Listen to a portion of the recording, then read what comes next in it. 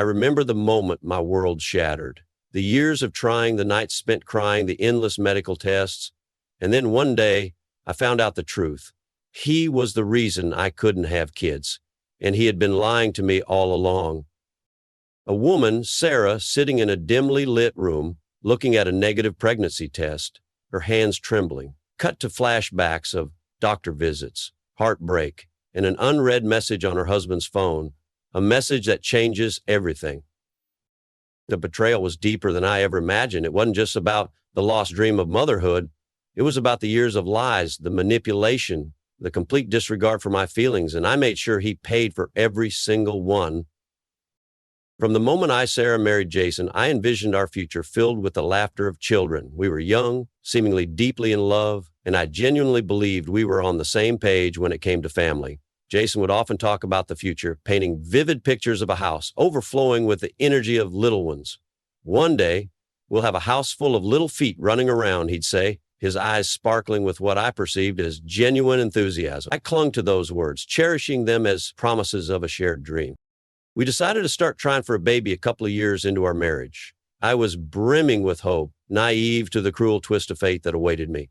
Every month, I meticulously tracked my cycle, my heart pounding with anticipation as the day for a pregnancy test approached. I spent hours online researching pregnancy symptoms, imagining what it would be like to hold my baby in my arms. Each month, I held my breath, praying for those two pink lines to appear. But every month ended in the crushing weight of disappointment, the stark white of the negative test mocking my deepest desire. At first, I tried to remain optimistic. These things take time, I'd tell myself, clinging to the hope that it was just a matter of patience. I confided in my friends, who offered words of encouragement and shared their own experiences, some of which involved initial struggles with conception. Their stories gave me a glimmer of hope, a sense that I wasn't alone in this journey.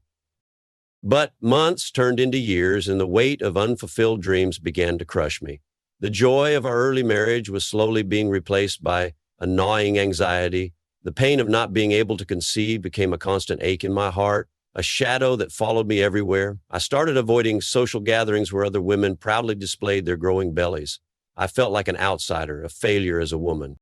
I embarked on a relentless quest to understand why I wasn't getting pregnant. I consulted doctor after doctor, undergoing a battery of tests, blood work, hormone level checks, ultrasounds, invasive procedures. I endured them all, driven by the desperate hope of finding an answer. Jason, to all outward appearances, was supportive. He held my hand during doctor's visits, whispered words of comfort, and reassured me that he loved me, regardless of what the tests revealed.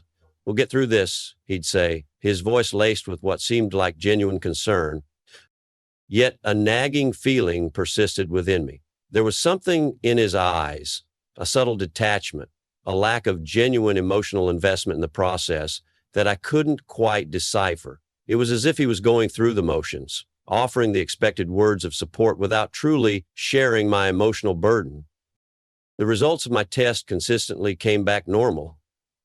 "There's no medical reason you shouldn't be able to conceive," my doctor would reiterate, the words offering little comfort. I remember sitting in that sterile, impersonal office, my hands trembling in my lap, feeling utterly lost and confused. "What about my husband?" I finally asked, my voice barely above a whisper. "Has he been tested?" the doctor inquired. The question hung in the air, heavy with unspoken implications. I knew I had to ask Jason to get tested, but I dreaded the conversation. I had a gut feeling that his reaction wouldn't be supportive. When I finally broached the subject with Jason, his response confirmed my worst fears. He became defensive, his demeanor shifting from supportive husband to an angry, accusatory figure. "Why would I need to be tested?" he retorted, his voice rising. "Clearly the issue isn't with me." His words were like a slap in the face. I felt a wave of nausea wash over me. I had spent years blaming myself, drowning in a sea of guilt and self-doubt, convinced that I was the problem. And here he was, refusing to even consider the possibility that he might be contributing to our infertility. His defensiveness only fueled my suspicion that he was hiding something, Jason's reaction to the suggestion of him getting tested planted a seed of doubt in my mind. I started to scrutinize his behavior, searching for any clues that might explain his resistance. I noticed a pattern of avoidance when it came to discussions about fertility. He would quickly change the subject, dismissing my concerns with platitudes and reassurances. He never seemed as heartbroken as I was after another negative test. While I would spend days in a state of grief and despair, he seemed unaffected, his mood unchanged. He also consistently deflected any conversations about alternative paths to parenthood, such as adoption or IVF. Whenever I brought up these options, he would become uncomfortable, offering vague excuses and postponing the discussion indefinitely. His reluctance to explore these alternatives further deepened my suspicion that he was deliberately avoiding the topic of children altogether. Then, one fateful night, everything changed. Jason was asleep, his breathing heavy and even. His phone, which he usually kept close, was lying on the nightstand. I had never snooped through his phone before. Trust was paramount in our relationship, and I respected his privacy. But that night, an inexplicable urge compelled me to pick up his phone. A sense of unease had been growing within me for months, and I felt a desperate need to find some answers. As I picked up his phone, it buzzed with a new notification. It was a text message from an old friend, someone he hadn't seen in years. I hesitated for a moment, battling with my conscience, but the nagging feeling that something was amiss overpowered my hesitation. I opened the message. "Dude, I still can't believe you got a vasectomy so young. Smart move, man." The words hit me like a physical blow. My heart stopped beating, my breath caught in my throat. Vasectomy? The word echoed in my mind, sending shockwaves through my entire being. I read the message again and again, hoping that I had misread it, that it was some kind of cruel joke, but there was no mistaking the meaning. Jason, my husband, the man I trusted with my life, had had a vasectomy. My mind reeled, trying to process the information. The pieces of the puzzle suddenly clicked into place. His defensiveness, his avoidance of fertility discussions, his lack of emotional investment, it all made sense now. He had been lying to me, deceiving me for years. He had allowed me to suffer, to blame myself, to endure countless medical procedures, knowing all along that he was the reason we couldn't have children. The weight of his betrayal was almost unbearable. I felt like my world had been turned upside down. The foundation of our relationship, built on trust and honesty, had crumbled beneath my feet. I felt violated, manipulated, and utterly heartbroken. The tears that I had shed over the years, the tears of frustration and despair, now seemed like a cruel joke. They were not tears of infertility. They were tears of betrayal. I knew I needed proof. I couldn't confront him with just a text message. I needed concrete evidence to confirm my suspicions. The next morning, while Jason was in the shower, I did something I never thought I was capable of. I invaded his privacy. I searched our house, meticulously going through his files, his emails, his medical records. I felt a sense of shame and guilt as I rummaged through his personal belongings, but the need to uncover the truth was stronger than my reservations. After what felt like an eternity, I found it. Hidden amongst his medical documents was a file labeled personal. Inside, I found a document, his vasectomy record. The date on the document was 5 years prior. 5 years. That was before we even started trying for a baby. He had made the decision to have a vasectomy without ever discussing it with me, without considering my feelings, without giving me a choice. The discovery of the vasectomy record was a turning point. The initial shock and heartbreak began to morph into a burning anger. I felt a profound sense of injustice. Jason had not only robbed me of the chance to become a mother, but had also subjected me to years of emotional torment. He had treated me with complete and utter contempt, assuming he could manipulate me indefinitely. He had underestimated me. I knew I couldn't stay in that house, in that relationship, a single moment longer. The air felt thick with his lies, suffocating me. But I also knew that I wouldn't leave quietly. I wouldn't just walk away and let him get away with what he had done. A plan began to form in my mind, a plan for retribution. I didn't confront him immediately. I knew I needed to be strategic. I needed to gather my resources, prepare myself for the battle that was to come. I started documenting everything. I made copies of the text message, the vasectomy record, and even old emails and messages where Jason had feigned enthusiasm about having children. I knew these would be crucial pieces of evidence in the legal battle I was preparing to wage. I adopted a new persona, the picture-perfect wife. I smiled at Jason, cooked his favorite meals, and pretended that everything was normal. I knew I was playing a role, but it was a necessary one. I needed him to believe that he had gotten away with his deception, that I was still the naive, trusting wife he had known. the more complacent he became, the easier it would be to strike. Beneath the surface, I was seething with anger, meticulously planning my next move. I consulted with a lawyer, explaining my situation and presenting the evidence I had gathered. The lawyer was shocked by Jason's actions and assured me that I had a strong case. We discussed my options, and I decided to pursue a divorce and sue him for emotional distress.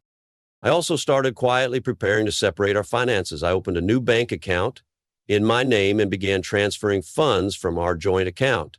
I knew Jason wouldn't hesitate to use our shared resources against me, so I needed to protect myself financially.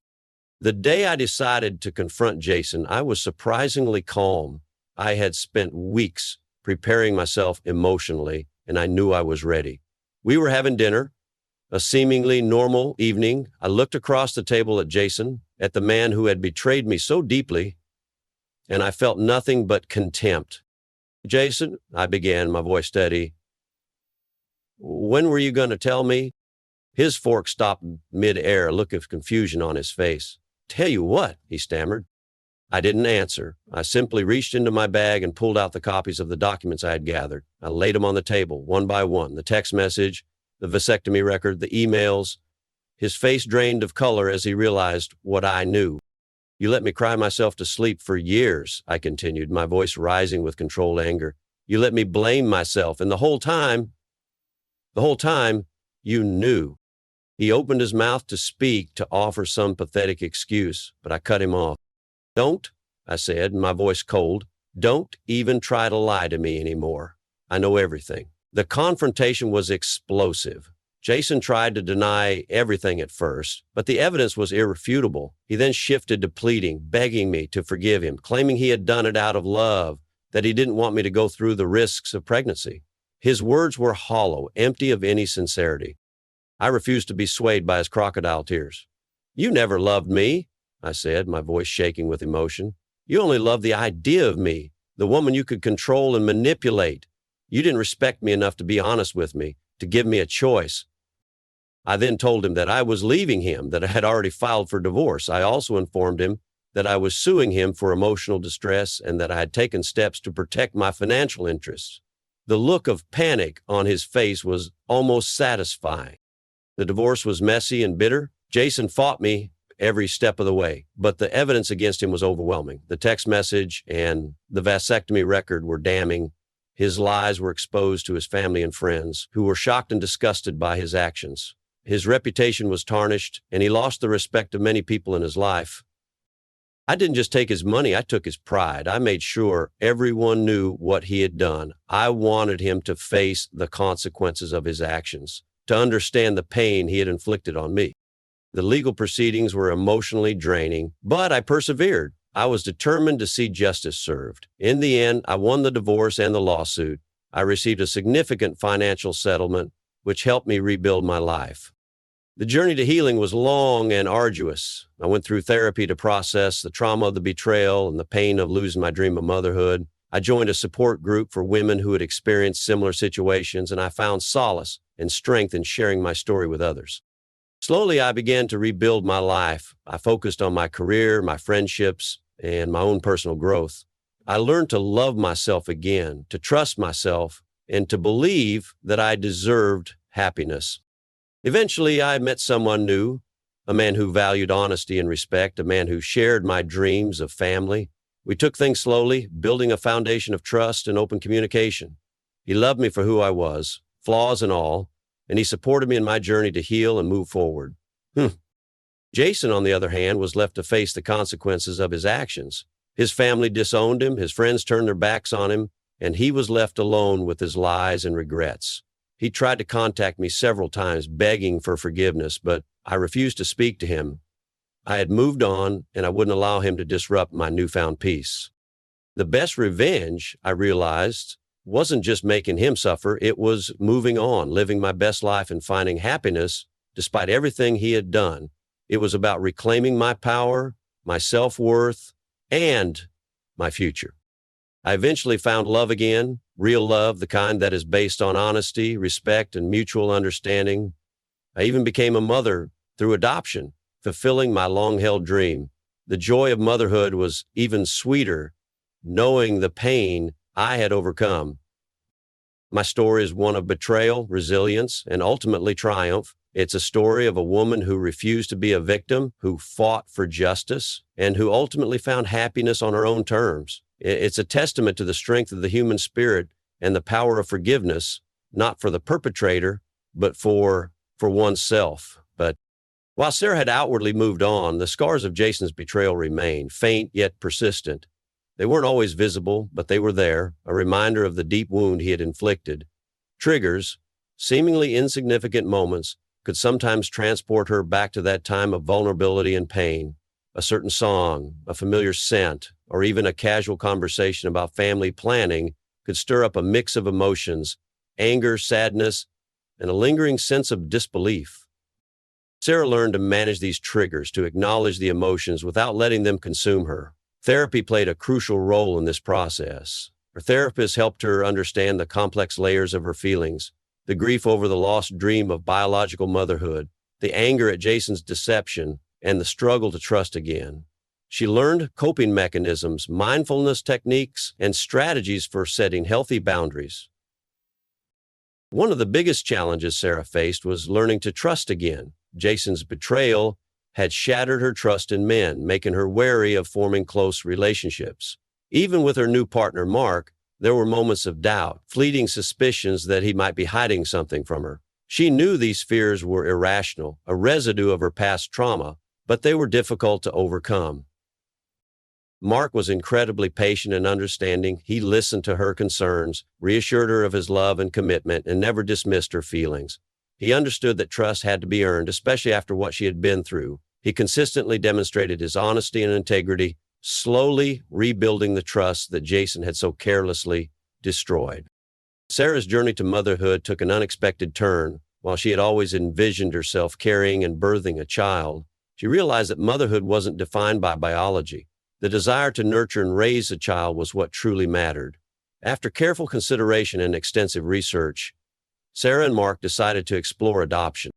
The adoption process was long and complex, filled with paperwork, interviews, and home studies, but Sarah persevered, driven by her unwavering desire to become a mother. Finally, after months of waiting, they received the news they had been longing for. A beautiful baby girl, Lily, was waiting for them.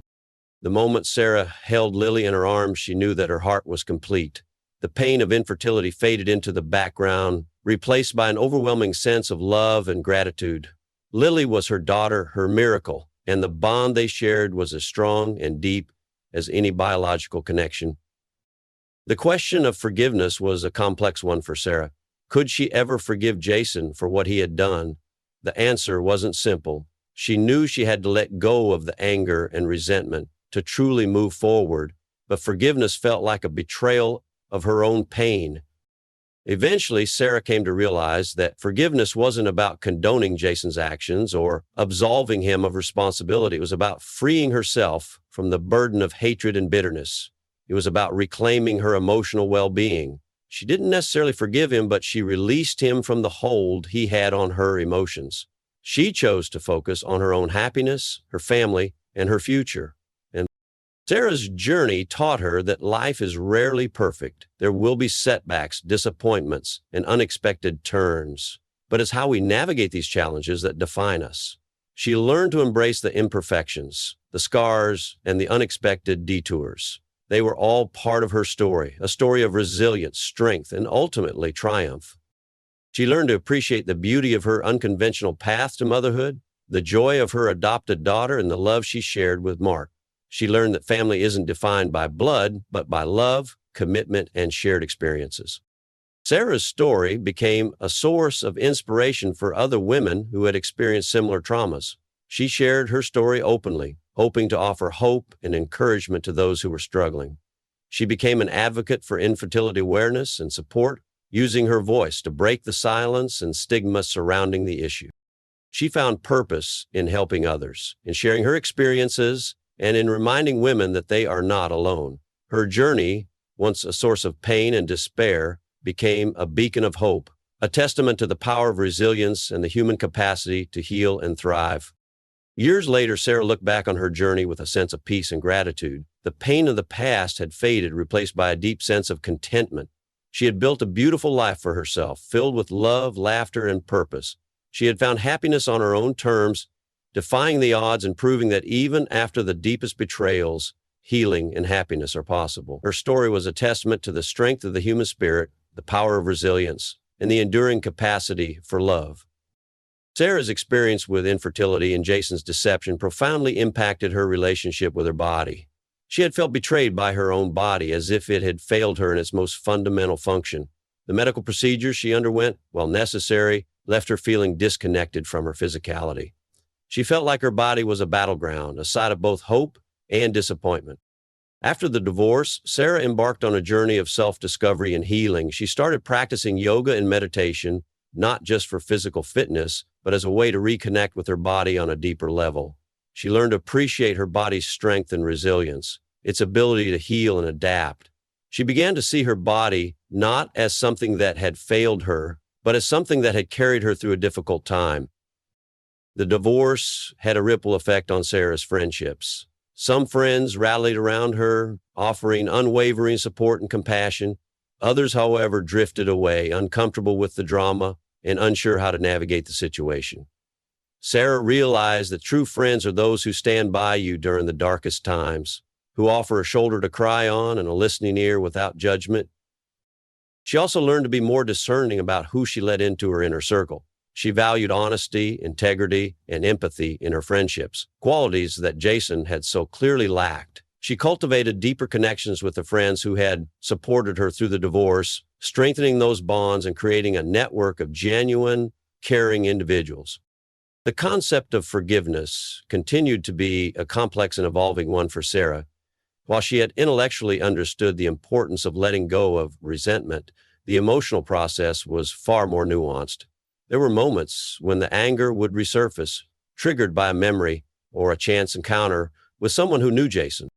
She learned to accept these moments, to acknowledge the feelings without judgment. She understood that healing wasn't a linear process, that there would be setbacks and emotional relapses. She learned to be patient with herself, to allow herself to feel the emotions without shame or guilt. Sarah's experience with Jason and her journey of healing gave her a newfound voice. She became passionate about advocating for women's rights and raising awareness about issues related to infertility, reproductive health, and emotional abuse. She started writing articles and blog posts, sharing her story, and offering support to other women who had experienced similar traumas. She also became involved in local support groups, facilitating discussions and providing a safe space for women to share their stories. She discovered a sense of purpose in helping others, in using her experiences to empower and uplift other women. Perhaps the most profound transformation for Sarah was the development of a deep and unwavering self-love. She learned to value herself, to prioritize her own well-being, and to set healthy boundaries.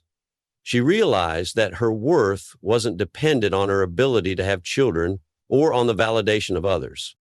She learned to celebrate her strengths, her resilience, and her capacity for love. She embraced her imperfections, recognizing that they were part of what made her unique and strong. She learned to love herself unconditionally, flaws and all. Sarah's journey became a testament to the power of the human spirit to overcome adversity. She transformed her pain into purpose, her anger into advocacy, and her heartbreak into healing. She built a life filled with love, joy, and meaning, proving that even after the deepest betrayals, it is possible to find happiness and fulfillment. Her story became a legacy of strength, a beacon of hope for other women who had experienced similar traumas. It was a reminder that even in the face of unimaginable pain, the human spirit can endure, heal, and ultimately triumph. And it all started with a hidden vasectomy and a woman's unwavering determination to reclaim her life. Even years later, there were moments when Sarah would find herself pondering the what-ifs. What if Jason had been honest from the beginning? What if they had explored other options for starting a family together? These questions weren't a source of torment, but rather a quiet contemplation, a reflection on the path not taken. She recognized that dwelling on these what-ifs was unproductive, but they occasionally surfaced, a reminder of the choices that had shaped her life. Sarah's relationship with Mark continued to deepen and evolve. They had built a strong foundation of trust, communication, and mutual respect. However, the shadow of Jason's betrayal occasionally lingered, even in their relationship. Sarah was open with Mark about her past, and he was always understanding and supportive. But there were times when she would struggle with vulnerability, hesitant to fully open herself up for fear of being hurt again. Mark's patience and unwavering love helped her overcome these fears. He consistently reassured her of his commitment and demonstrated his trustworthiness through his actions. He understood that healing from past trauma was an ongoing process, and he was there for her every step of the way. Over the years, Sarah occasionally encountered Jason, usually in public places. These encounters were brief and uneventful, but they always stirred up a mix of emotions. There was no longer any anger or resentment, but rather a sense of detachment, as if she were observing a stranger. She recognized that he was a part of her past, a chapter in her life that had shaped her into the person she was today. She didn't feel the need to engage with him or acknowledge him. She had moved on, and he was no longer relevant to her life. Sarah's experience with Jason had a ripple effect on her other relationships, particularly with her family. Her parents were initially shocked and disappointed by Jason's actions, but they ultimately rallied around Sarah, offering their love and support. The experience strengthened their bond, and Sarah felt a deeper appreciation for their unwavering love. Her relationship with her siblings also evolved. They became more protective of her, fiercely loyal and supportive. They had witnessed her pain and her resilience, and they were incredibly proud of the woman she had become. Sarah's journey reinforced the importance of accepting imperfection, not just in herself, but in others as well. She realized that everyone makes mistakes, that everyone has their own struggles and vulnerabilities. She learned to be more compassionate and understanding, to offer grace and forgiveness, not just to others, but to herself as well. Sarah's advocacy work continued to grow. She became a sought-after speaker, sharing her story and inspiring countless women to find their own strength and resilience. She wrote a book about her experiences, which became a bestseller, offering hope and guidance to those navigating similar challenges. She established a foundation to support women facing infertility and emotional abuse, providing resources and funding for research and support programs. Years later, Sarah looked back on her life with a profound sense of gratitude. She had overcome unimaginable challenges, transformed her pain into purpose, and built a life filled with love, joy, and meaning. She had found happiness on her own terms, defying the odds and proving that even after the deepest betrayals, healing and fulfillment are possible. Her story became a testament to the resilience of the human spirit, the power of self-love, and the enduring capacity for hope. It was a life well lived, a life defined not by the pain of the past, but by the strength and grace of the present. Sarah's strength wasn't the kind that shouts from the rooftops. It was a quiet strength, a deep inner resilience forged in the fires of adversity. It wasn't about being invulnerable, but rather about acknowledging her vulnerabilities and finding the courage to face them. It was about knowing her worth, setting boundaries, and refusing to be defined by her past. This quiet strength permeated every aspect of her life, from her relationships to her career, radiating an aura of calm confidence and unwavering self-belief. Life, Sarah realized, is full of uncertainties. There are no guarantees, no foolproof plans. Her experience with Jason had taught her the fragility of trust and the unpredictability of life. She learned to embrace this uncertainty, to accept that things don't always go as planned, and to find peace in the present moment. She learned to let go of control and to trust in her ability to navigate whatever life threw her way. Sarah's definition of success shifted dramatically after the divorce. It was no longer about achieving external markers of success, such as a high-powered career or a perfect family. True success, she realized, was about inner peace, self-acceptance, and living a life aligned with her values. It was about making a positive impact on the world, nurturing meaningful relationships, and finding joy in the simple things. Sarah learned the power of vulnerability. She discovered that true connection comes from being authentic and open, from sharing her vulnerabilities and allowing herself to be seen. It was through vulnerability that she built deeper relationships with her loved ones and created a safe space for others to be vulnerable with her. She realized that vulnerability wasn't a weakness, but a strength, a key to unlocking genuine human connection. Sarah learned to appreciate the present moment, to savor the small joys and the everyday miracles. She understood that life is fleeting, that every moment is precious. She learned to be grateful for the good things in her life, the love of her family and friends, the beauty of nature, the simple pleasures that brought her joy. She learned to live in the present, fully engaged in each moment rather than dwelling on the past or worrying about the future. Sarah's experience with betrayal and healing deepened her capacity for empathy. She developed a greater understanding of human suffering and a deeper compassion for others who were struggling. She became more attuned to the emotions of those around her, more sensitive to their pain, and more willing to offer support and understanding. Ultimately, Sarah's story is a story of love, not just romantic love, but the love for herself, her family, her friends, and her community. It's a story of the transformative power of love to heal wounds, to overcome adversity, and to create a life filled with joy and meaning. It's a story that reminds us that even after the deepest betrayals, love can endure, love can triumph, and love can ultimately define our lives. Years later, as Sarah looked back on her life, she felt a profound sense of peace. She had faced unimaginable challenges, but she had emerged stronger, wiser, and more compassionate. She had built a life that was true to herself, a life filled with love, purpose, and joy. Her journey had been long and arduous, but it had ultimately led her to a place of deep contentment and unwavering self-acceptance. And in the quiet moments of reflection, she knew that she wouldn't change a thing. Her story, a story of betrayal, resilience, and ultimately triumph, was a testament to the enduring power of the human spirit to heal, to grow, and to love. Letting go, Sarah discovered, wasn't a single act, but a continuous process. It wasn't just about letting go of Jason, but also letting go of the anger, the resentment, the what-ifs, and the idealized version of the life she thought she would have. It was about accepting the reality of what had happened and choosing to focus on the present and the future. Letting go was a practice, a daily choice to release the past and embrace the possibilities of the present. Sarah learned the crucial importance of self-compassion. She realized that she had been incredibly hard on herself, blaming herself for things that were beyond her control. She learned to treat herself with the same kindness and understanding that she would offer a friend in need. She learned to forgive herself for her perceived shortcomings and to embrace her imperfections. Self-compassion became a cornerstone of her healing journey. The challenges Sarah faced revealed a deep inner strength she never knew she possessed. It wasn't a strength that manifested in outward displays of bravado, but rather a quiet resilience, a deep well of inner resources that allowed her to navigate difficult times.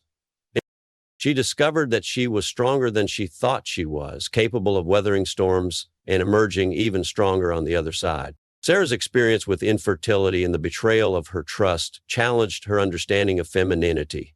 She had initially equated femininity with motherhood, with the ability to bear children. But her journey taught her that femininity is so much more than that. It's about strength, resilience, compassion, and self-acceptance. It's about embracing her authentic self, regardless of societal expectations or biological realities. Sarah learned to embrace change, to see it not as a threat, but as an opportunity for growth. She realized that life is a constant process of change and that resisting change only leads to suffering. She learned to flow with the currents of life, to adapt to new circumstances, and to find the beauty in the unexpected twists and turns. Sarah made a conscious effort to cultivate gratitude in her life. She started a gratitude journal, writing down 3 things she was grateful for each day. This simple practice shifted her focus from what she lacked to what she had, from the pain of the past to the blessings of the present. Gratitude became a source of joy and contentment, a reminder of the abundance in her life. Sarah's journey led her to a deeper search for meaning in her life. She wanted to make a difference in the world, to use her experiences to help others. Her advocacy work became a source of purpose, a way to give back to her community and to empower other women. She found meaning in her relationships, in her creative pursuits, and in her spiritual practice. Sarah's journey was a testament to the resilience of the human spirit. It was a story of betrayal, healing, and ultimately triumph. But it was also a story that continues. Life is a journey, not a destination, and Sarah knew that her journey of growth, self-discovery, and love would continue to unfold. She embraced the unknown, confident in her ability to navigate whatever life brought her way, and she knew deep in her heart that her story, a story of hope and resilience, would continue to inspire others for years to come. Sarah came to understand that her life wasn't defined by the pain she had endured, but rather by how she had chosen to respond to it. Her experiences, both the positive and the negative, had woven together to create a rich and complex tapestry. The threads of betrayal, loss, and heartbreak were interwoven with threads of resilience, love, and hope. She recognized that the dark threads were just as important as the bright ones, that they added depth and texture to the overall design. Her life was a work in progress, a masterpiece constantly being created and revised, a testament to the power of the human spirit to overcome adversity and find beauty in the imperfections. Sarah's journey had given her a unique perspective on life. She had seen the depths of human cruelty and the heights of human compassion. She had experienced the pain of loss and the joy of love. This perspective allowed her to appreciate the fragility of life, the importance of kindness, and the power of forgiveness. She learned to cherish the small moments, to find beauty in the ordinary, and to live each day with intention and gratitude. Sarah understood the importance of community and the power of connection. She had been supported by her family, her friends, and her community throughout her journey, and she was deeply grateful for their love and unwavering support. She also recognized the importance of giving back, of offering support and encouragement to others who were struggling. She became a mentor, a confidant, and a source of inspiration for other women navigating similar challenges. She understood that healing wasn't just an individual journey, but a collective one, and she was committed to creating a circle of support for those in need. Sarah's journey culminated in a deep and profound acceptance of imperfection, not just in herself, but in the world around her. She realized that life is messy, that people make mistakes, and that there is beauty in the flaws and imperfections. She learned to let go of the need for perfection and to embrace the reality of life, with all its complexities and contradictions. This acceptance brought her a sense of peace and contentment, a deep understanding that true beauty lies in the imperfect. Sarah's story is a powerful testament to the resilience of the human spirit. It's a story of betrayal, healing, and ultimately triumph. It's a story of a woman who refused to be defined by her past, who chose to embrace her challenges, and who ultimately created a life filled with love, purpose, and joy. Her journey was not easy, but it was ultimately transformative. She emerged from the ashes of her past stronger, wiser, and more compassionate. She discovered her inner strength, learned the power of self-love, and found meaning in helping others. Sarah's life became a beacon of hope, a reminder that even after the deepest betrayals, healing and happiness are possible. Her story is a testament to the enduring power of the human spirit to overcome adversity and to create a life filled with love, purpose, and meaning. And it all began with a secret, a vasectomy hidden in the shadows, a betrayal that ultimately led Sarah to discover her true self and to create a life beyond her wildest dreams.